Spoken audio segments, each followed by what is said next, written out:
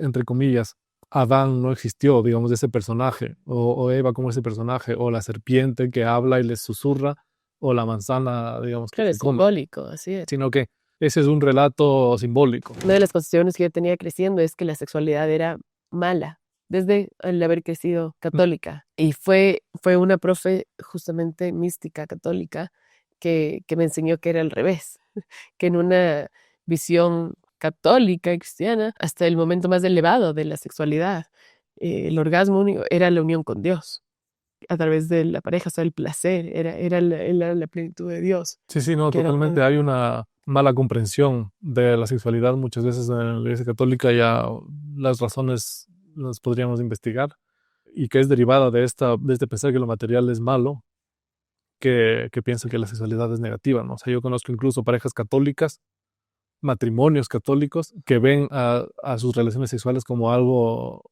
de alguna manera, posiblemente pecaminoso, ¿no? wow, Lo cual es terrible, ¿no? claro.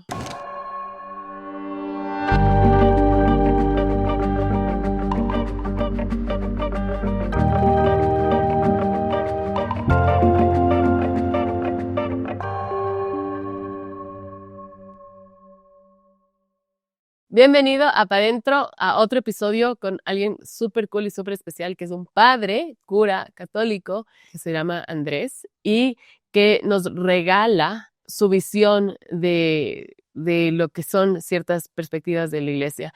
Vamos a hablar de cómo fue su llamado al sacerdocio, vamos a hablar de lo que es la herida primordial o el pecado, de lo que es la libertad humana frente a esto, y también vamos a hablar de la sexualidad. Y a mí me encanta cómo él alcanza a ponerse en sobre del dogma y puede profundizar en estos temas, haciéndolos humanos, haciéndolos cercanos.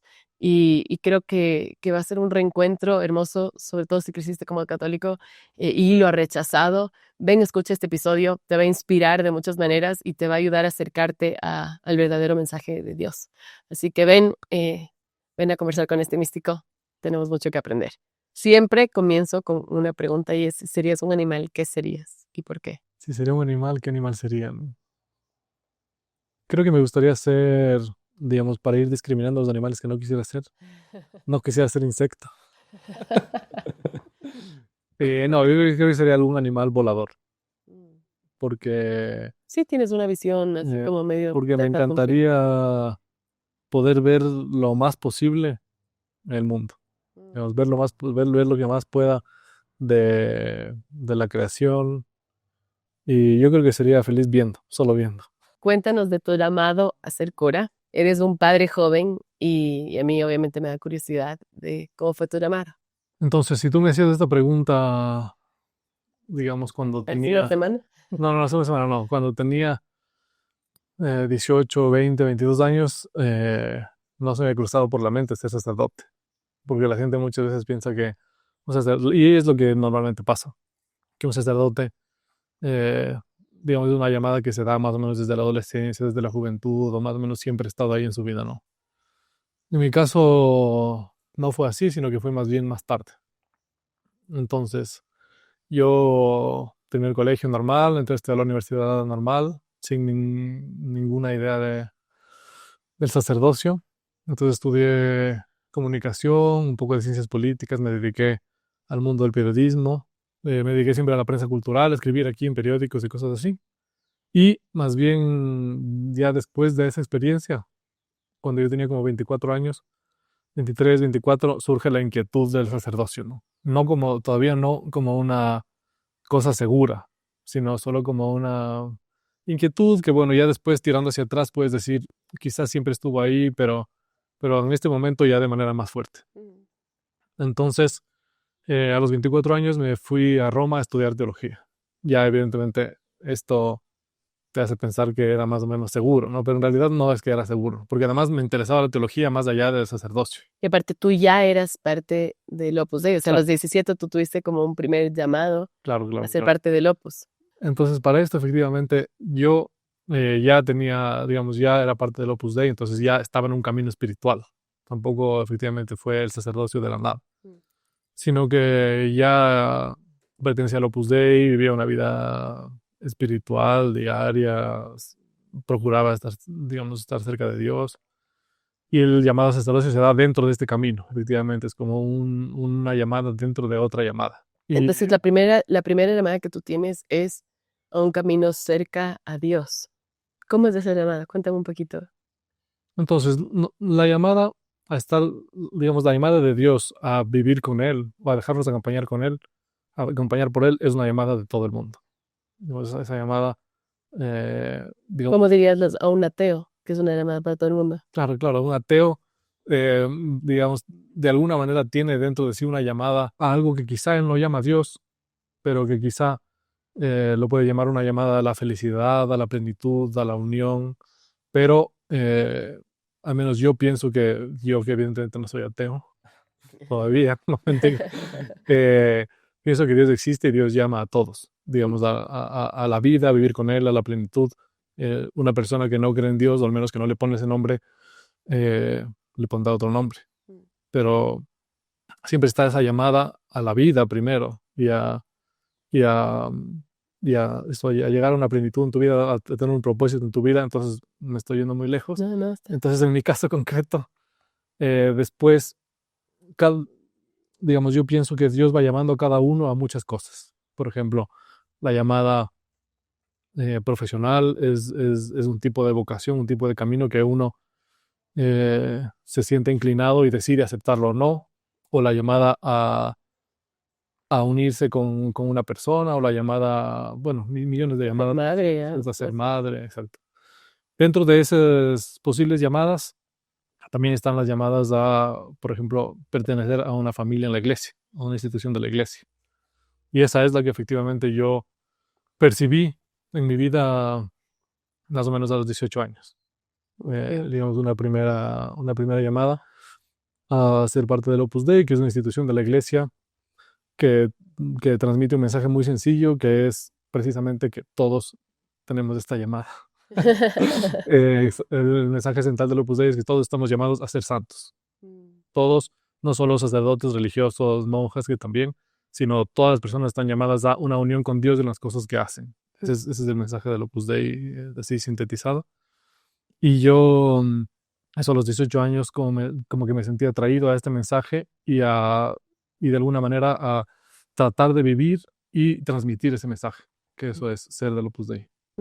Entonces, cuando tú recibes esta llamada, tú eres una persona, digamos, común y corriente. Normal. Es decir, eres un niño, un adolescente medio rebelde, tenías los deseos que tienen los adolescentes, tenías las búsquedas, los juegos que tienen los adolescentes, probablemente las novias y eso, y de pronto tienes este llamado a unirte a esta familia de la iglesia. ¿Qué significaba para ti? ¿O había alguna decisión fuerte que tomar en ese momento? ¿O simplemente era como que, bueno, o sea, es parte, yo puedo hacer mi vida tal como la hago y los domingos ir a misa? O sea, ¿cómo era ese cambio? Ok. Entonces, efectivamente, a mis 18 años y creo que sigo siendo, era un chico normal de 18 años que tiene Eres normal todavía. Claro, Qué bueno. todavía Ya. espero. Y de hecho, cuando recibes esa llamada, no cambia nada. O sea, cambia más o menos lo que quieres, pero cambia pocas cosas más, ¿no? Entonces, lo que sí cambió ese momento es que, digamos, dentro de las maneras que tú puedes pertenecer al Opus Dei es, digamos, básicamente, hay más, ¿no? Pero básicamente simplificando, hay dos. Si tú sigues abierto a casarte, o sea, sigues abierto si es que Dios te llama para eso, digamos, el casarte en algún momento, o si decides vivir lo que la iglesia llama el celibato, que es decidir no casarte, digamos, no dedicar tu amor exclusivamente a una persona, sino de alguna manera vivir esa apertura a amar a muchas personas. Mm. Un poco a imagen de como lo vivió Jesús. O sea, con una disponibilidad total a muchas personas en amor, en amistad, ¿no? Entonces yo, a esos 18 años, como que de una manera misteriosa, eh, porque te prometo, el día anterior a que esto sucedió, no me lo planteaba. Wow. O sea, no lo veía para mí. Sin embargo, de una manera misteriosa, ese día, evidentemente, en oración y en un momento especial, como que vi que eso era para mí y ya decidí ¿Y cuál de los dos caminos? Era el del camino de celibato. El camino del celibato, ¿cierto? El Wow. camino de decidir. A los 18 años. Decidir, claro, tú decides en ese momento también, todavía tienes que pasar por muchos años de discernimiento de que eso de verdad es tu camino. Ese rato tienes Eso me encanta. digamos, un impulso, una idea de que eso puede ser para ti. Pero aquí, en ese momento, en todas las instituciones de la iglesia se abre un proceso de acompañamiento y de pensamiento, sí, de verdad, eso es lo tuyo. Claro. Y ¿Y entonces, cuánto tiempo es más o menos eso? en el Opus Dei en concreto son 7 años. Son 7 años de discernir. O sea, si vas a tomar una decisión, pero tiene que estar Sí, bien tienes, claro. efectivamente, tienes que pensarlo durante 7 años. ¿Y durante 7 dudaste? años. Entonces, la verdad, nunca dudé, ni nunca he dudado. Solo dudé como un momento que, entonces, te decía que yo tuve como ese momento así medio misterioso en el que vi que eso no tenía Dios, que eso quería Dios para mí. Y yo dije, si es que en este momento no decido y le cuento a alguien y le digo, yo creo que eso es para mí, No va a pasar. ¿qué hacemos? Si es que yo no converso esto ahorita, ya mañana voy a decir esto fue solo Una ilusión. una emoción y no, ¿cómo va a ser eso para mí? O piénsatelo con más calma. Entonces, cuando me di cuenta de eso, yo salí, le dije a una persona del Opus Dei con la que conversaba, yo creo que esto es para mí. Hasta ahí todo bien. Claridad. El único momento que dudé fue, no me acuerdo si fue ese mismo, no fue ese mismo día, fue el siguiente día. El siguiente día yo vivía lógicamente en la casa de mis papás y me acuerdo que era un momento en el que salieron todos de la casa y me quedé acostado en la cama de mis papás y fue como, ¿qué hice? No fue una duda, sino yo creo que fue una constatación lógica de lo que estás haciendo. Así es. Ese es el momento que más se acerca a la duda. Después, gracias a Dios, dudas nunca he tenido, obviamente problemas, sí, como en todo camino, pero así, dudas, no. ¿Y cómo es el proceso de discernimiento? O sea, simplemente te dejan que estés en meditación y que vayas acercándote a la vida y veas si esto es tu camino. O sea, ¿cómo vas a discernir esto? Entonces, el proceso de discernimiento se da fundamentalmente en conversación con personas que tienen más experiencia que tú en la vida espiritual y en el camino que has cogido. No es una cuestión de rezar más o rezar menos, porque el camino de oración el camino de oración es parte de tu vida cuando disiernes, cuando no disiernes, seas o no seas del Opus Dei, digamos, la oración es parte de, Te leemos. de la vida de mucha gente y en cualquier llamada a la iglesia, digamos, la oración es a lo que estamos llamados también ateos. Ya que estaba de eso, o sea, también ateos, de hecho, no solo están llamados, sino oran, digamos. A ver, ¿cómo oran los ateos? Por favor. La oración no es más que el diálogo con Dios, o sea, que el diálogo personal con Dios. Entonces, ¿Cómo un ateo tendría eso? claro, el lugar en el que se ora, digamos, es en tu propio corazón. Y Dios nos habla ahí. Y una persona atea habla con Dios en su interior. Pero que no necesariamente lo llaman Dios, Claro, sino tal vez lo puede llamar de muchas maneras. la vida, o sea, lo que sea, le estás pidiendo a la vida, alguna cosa. Claro, después lo importante de un camino de oración es discernir qué voces de tu interior son solo tuyas y cuándo es Dios. Ese es un camino interesante en la oración, ¿no? Porque obviamente en nuestro interior tenemos todo tipo de voces muy distintas, ¿no? Claro. Yo me Pero acuerdo perdón, sí, dale. no, pero te decía, en ese sentido, la vocación a la oración, o sea, la llamada a dialogar con Dios, lógicamente, no es una exclusividad de la Iglesia Católica ni del cristianismo. Claro, absoluto. O sea, el estar en oración, en meditación, en poder escuchar, es Claro, lo que sí cree la Iglesia Católica es que, digamos, aquí ya entramos a temas teológicos y específicamente religiosos, pero lo que sí cree la Iglesia Católica es que, digamos, que Jesús es Dios y que Jesús sobre todo vino para enseñarnos cómo orar. Entonces es como el pedagogo de la oración, pero eso no significa que antes no haya existido oración. Obviamente sí existía antes, existe oración fuera de la Iglesia Católica, Pero lo que la Iglesia Católica piensa es que el mismo Dios vino a enseñarnos de manera más... ¿Y qué fue lo que Jesús nos enseñó sobre la oración? muy bien, hay muchos libros sobre eso.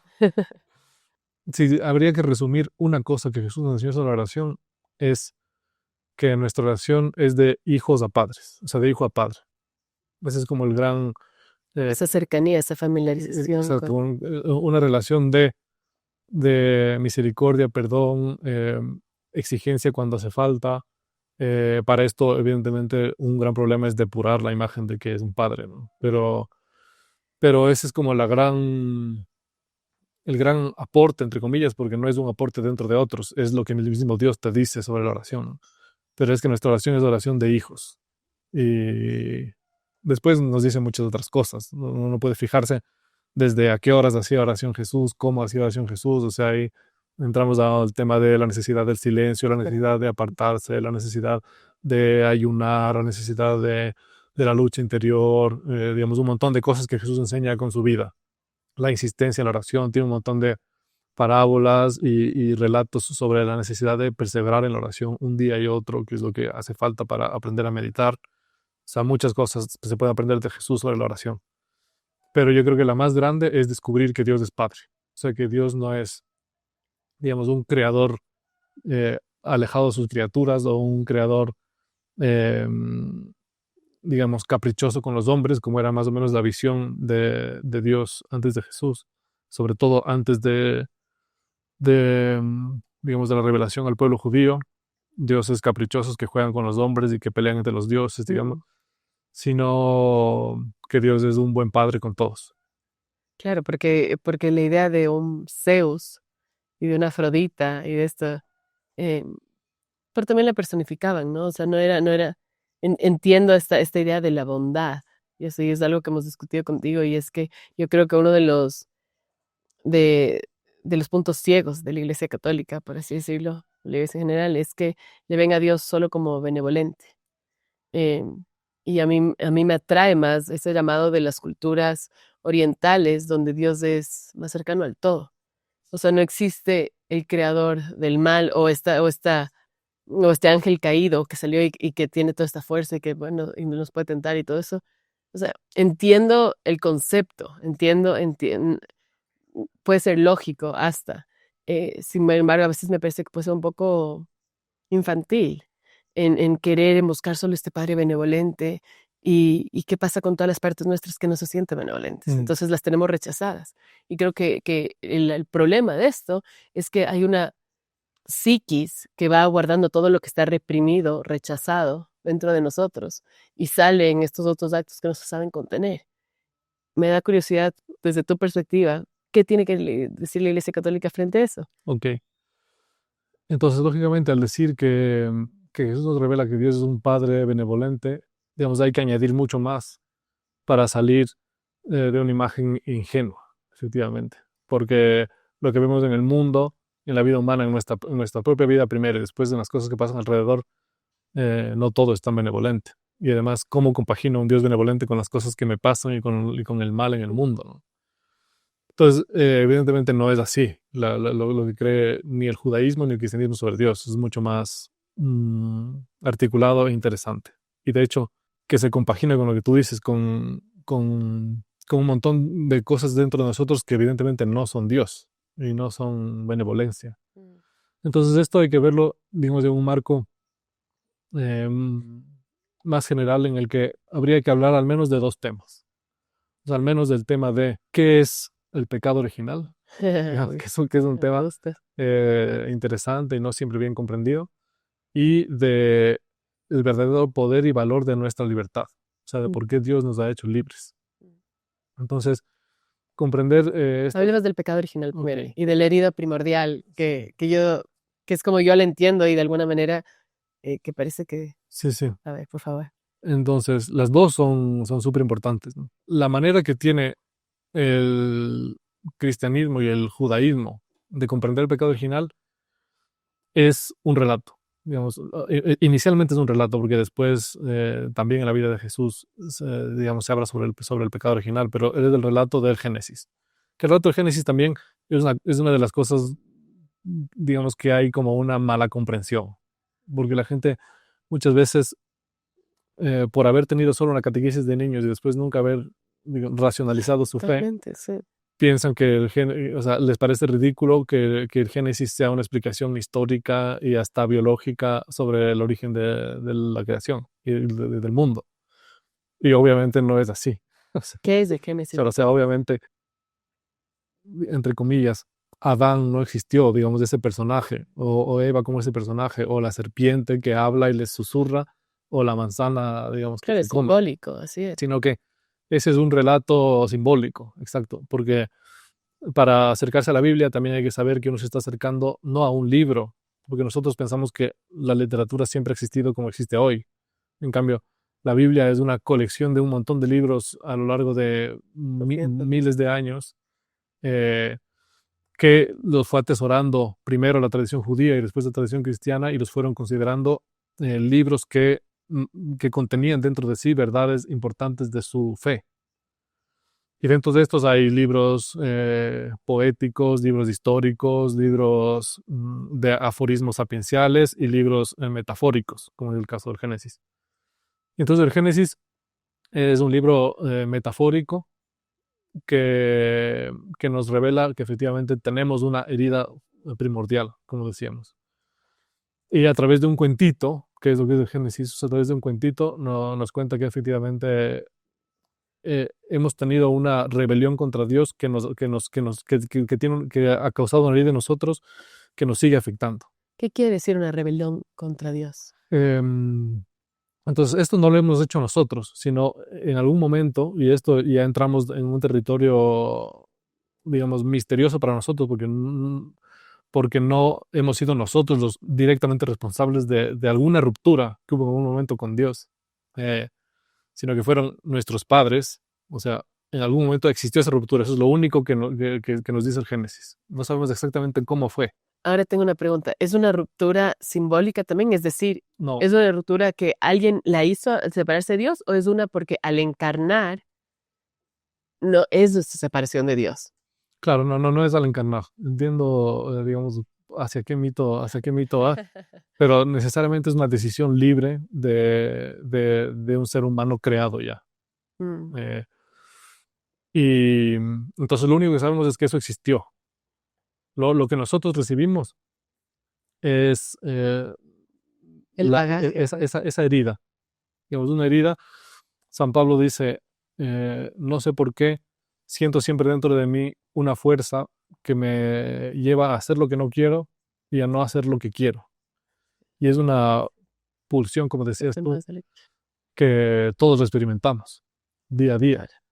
Eh, Chesterton, que es un escritor católico, decía que el único dogma de fe que se podría demostrar científicamente es precisamente la herida primordial o el pecado original, que lo experimentamos todos. Claro, pero es un diferente concepto de qué. O sea, como yo me refiero a la herida primordial, eh, y viene un poco de la psicología transpersonal, es de esta idea de que al estar encarnados estamos separados de la totalidad, de la unión. Y hay esta ilusión de que estamos separados. Y es una herida primordial, es un hueco profundo que, que se siente un vacío completo. Y desde ahí pueden haber un montón de cosas que se utilizan para tratar de llenar. Pero la sanación de esa herida, y me da curiosidad un poco ver desde la iglesia si hay una sanación para esa herida, pero desde las iglesias personales, la sanación de esta herida es el conocer a Dios en ti, a la unidad, a la totalidad. Pero ¿cómo es esa para la iglesia? Okay. La iglesia, yo te diría que que en partes coincide y en partes no.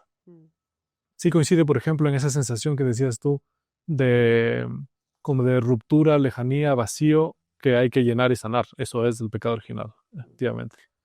Pero, por ejemplo, una diferencia es que en este caso no se da por la encarnación, porque Que eso alguien lo hizo algo. no se da por la encarnación, porque eso, por ejemplo, conllevaría a una visión negativa de la materia y una visión negativa del cuerpo y de lo físico. Y, Pero y pensando que es negativo, negativo en cuanto que te separa de Dios. Claro, pero es una ilusión de estar separado.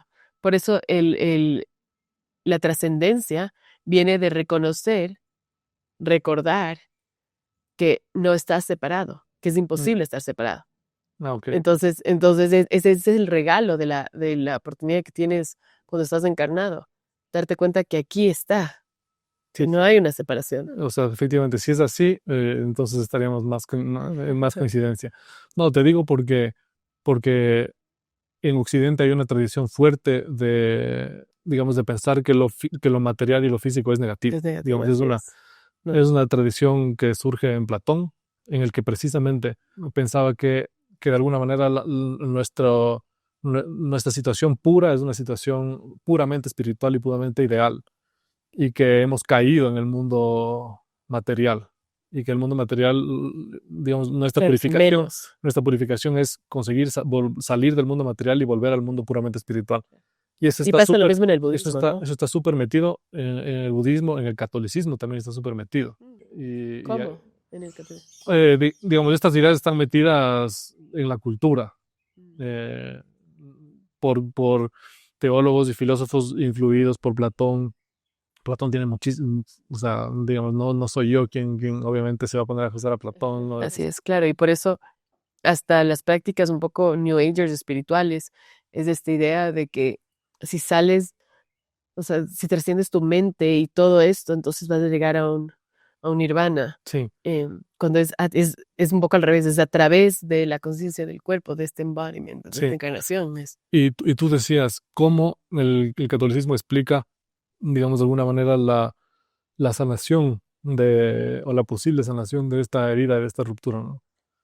Tiene mucho que ver con el cuerpo, precisamente, Oh, porque Dios mismo quiso como restablecer esa armonía previa a la herida, y precisamente para eso existe Jesús.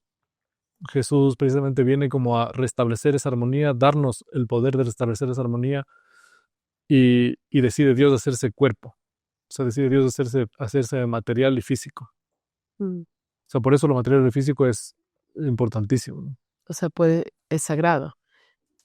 Claro, porque hasta esta idea, porque por ejemplo, una de las concepciones que yo tenía creciendo es que la sexualidad era mala, desde el haber crecido católica. Y, y fue una profe justamente mística católica que me enseñó que era al revés, que en una visión católica, cristiana, eh, hasta el momento más elevado de la sexualidad, el orgasmo único era la unión con Dios a través de la pareja, o sea, el placer, era la plenitud de Dios. Sí, sí, no, Que era, totalmente. Hay una mala comprensión de la sexualidad muchas veces en la Iglesia Católica. Ya las razones las podríamos investigar, pero y que es derivada de este pensar que lo material es malo, que piensa que la sexualidad es negativa, ¿no? O sea, yo conozco incluso parejas católicas, matrimonios católicos, que ven a sus relaciones sexuales como algo de alguna manera posiblemente pecaminoso, ¿no? wow, Lo cual es terrible, ¿no? claro, por Eh, supuesto. es terrible, y claro, una concepción católica de la vida, de la materialidad del cuerpo, de la creación, lo que te hace comprender, en primer lugar, es que todo lo que Dios ha creado es bueno, mucho más a ti, y todo lo que está en ti, mucho más lo positivo que está en ti, que es tu cuerpo y tu sexualidad. Claro. Entonces, de hecho, es un vehículo de unión con Dios. Puede ser un vehículo de unión con Dios.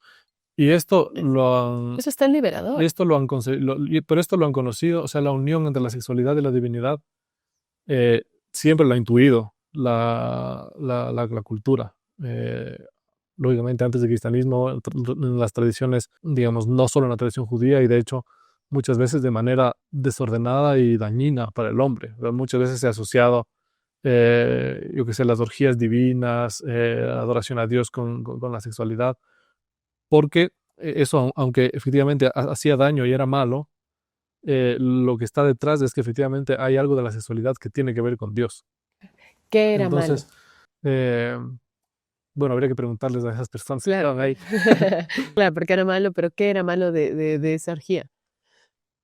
Mm, Porque, digamos, no solo la tradición espiritual, sino también el desarrollo de la psicología y de la medicina muestra que la relación eh, múltiple entre hombres y mujeres tipo orgiástica no es lo mejor. O sea, digamos, no es que ha habido bueno, también ha habido revelación divina en el judaísmo para frenar eso, exacto, pero no solo por eso, ¿no? De hecho, por algo no es algo deseable en ninguna cultura en general, o al menos en las culturas que han permanecido en el tiempo. O sea, se muestra como una costumbre no saludable. Claro, o sea, sí, claro, No saludable desde el punto de vista biológico, médico, social. puedo entenderlo. Entiendo también o sea, si vamos a hablar o sea, desde la perspectiva judaísmo, ¿no? Eso siempre ha habido esta influencia de lo que es correcto, ¿no? Pero en una cultura pagana, donde era una exploración divina del placer, eh, no sabemos si era Claro, bueno o no. O sea, claro, por no eso, sabemos si era realmente un efecto místico o algo que podían experimentar. claro, Y claro, nuestra interpretación de eso tiene ya las leyes sí. católicas y eso. No, por eso lo primero que dije, un poco en broma, un poco en serio, es habría que preguntarles. Porque probablemente lo interesante sería ver cómo funciona y si les hace bien o les hace mal, desde todo punto de vista, sobre todo afectivo y después social, psicológico y demás. Pero eso no significa que, aunque nosotros tengamos eh, de alguna manera un background judío y cristiano, no significa que no se encuentre espacios en los que no se vive con ese background. Así es, claro. Y aún ahí no es que ha habido un florecimiento de las orgías, digamos. Sí, o sea, claro, porque realmente no tienen. Pero hay un místico americano que habla del placer desde otra perspectiva y no es necesariamente las orgías, pero es desde esta liberación, de exploración, de esta apertura, que es súper poderoso y la gente que ha trabajado con él tiene, pero también no sé si tenemos, o sea, como sociedad, la conciencia para poderla vivir desde un lugar divino eh, a ese nivel. Mm, Y tal vez la pareja, yo sí creo que con mi esposo no, hemos hablado de esto bastantes veces, que es la pareja, ese lugar donde el profundizar en la sexualidad es una elevación divina. eh, sí, sí, y eso solo viene con los años, o sea, sí. En todo caso, digamos, lo que decíamos es que siempre ha habido una unión entre sexualidad y divinidad y un acceso a Dios a través del cuerpo, ¿no? eso es súper valioso. Y yo me acordaba que el Papa Benedicto XVI, que es un papa, digamos, valiosísimo y a veces con mala prensa, precisamente su primer documento como papa es sobre el amor.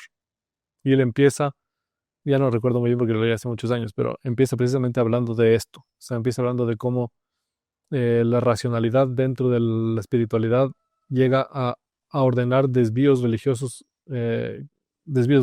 Y entre esos nombra, por ejemplo, efectivamente, muchas costumbres religiosas antiguas que, que no eran buenas. Y otra vez me vas a preguntar por qué no eran buenas. Ya ven. Pero efectivamente, sacrificar a los hijos por Dios, probablemente ellos no lo veían malo. Por eso lo hacían. Y de hecho tenían una intuición de que la sangre y la vida tiene algo que ver con Dios, pero la canalizaban de esta manera digamos, es tan evidente que es mala para el hombre porque matan a una persona, ¿no? Ya, Entonces, sí, y como tú dices, o sea, no porque se lo ha hecho en el pasado y porque fue una interpretación de ese momento, quiere decir que es lo más elevado. Y me dio curiosidad porque yo sé que tú fuiste parte de el, puedo decir una última por cosa. favor. No, es que, digamos, no profundizamos mucho sobre el tema digamos, de la bondad de la sexualidad. Ok. Digamos, si quedó, Dele. entramos al tema. No, no. No, porque, no, volviendo a lo que tú decías, yo crecí con una visión como que de toda la sexualidad era mala, ¿no? Y eso, digamos, es una cosa que hay que intentar corregir, descubrir la bondad de la materialidad, del cuerpo, de la sexualidad, y cómo es una cosa querida por Dios, Mm, tan querida por Dios que efectivamente es el lugar en el que el hombre puede compartir con Dios el acto creador, digamos, el acto por definición en que Dios ama a sus criaturas porque quiere su existencia. Eso lo comparte con el acto sexual. Tanto así claro.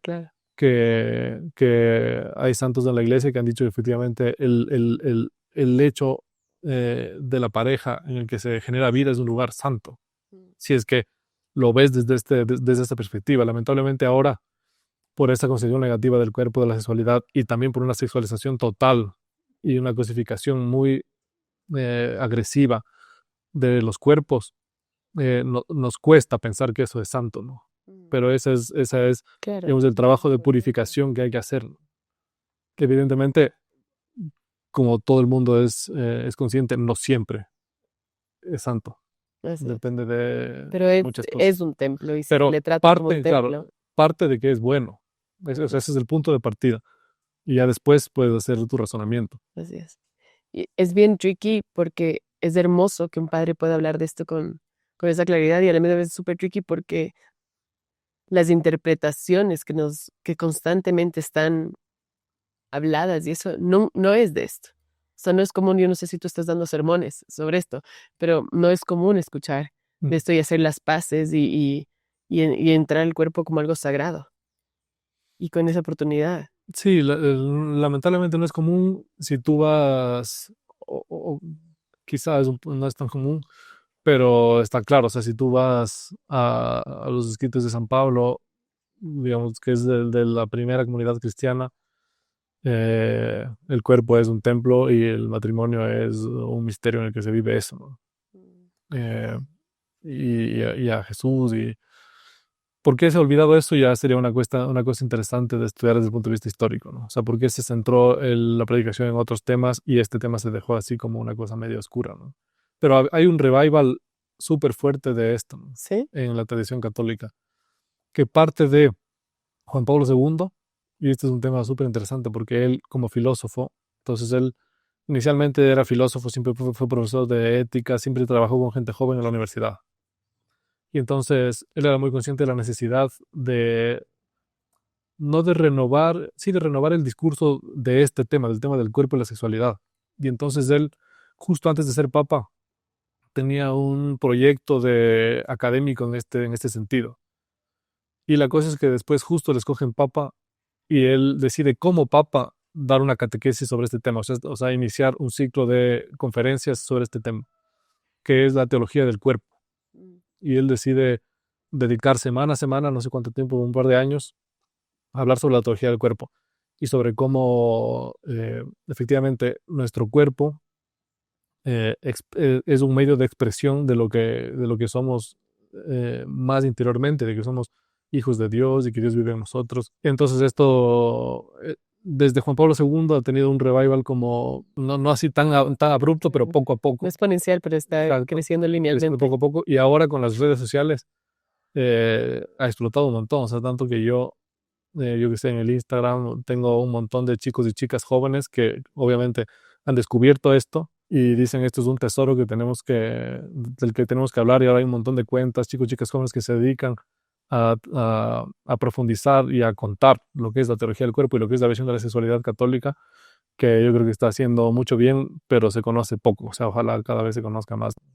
Qué valioso. Me alegro que lo hayas traído para aclarar eso. Bueno, muchísimas gracias por esta oportunidad de conversar contigo, que simplemente ha sido una extensión Tu día a día. no solo de mi día a día, sino de nuestra conversación.